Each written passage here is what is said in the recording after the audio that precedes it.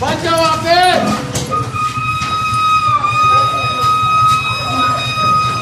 Side दो ओए। इधर देख फोटो।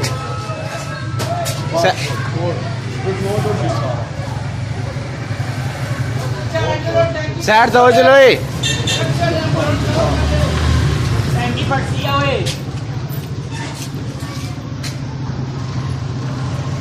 इंजन ऑफ बैग ये पति सारी कि भाई किस तरह वे ओए यार तो यहाँ पे ऐसी पेट्रोल लीक हो गया। वो पानी पानी यार वे पानी ले जाओ।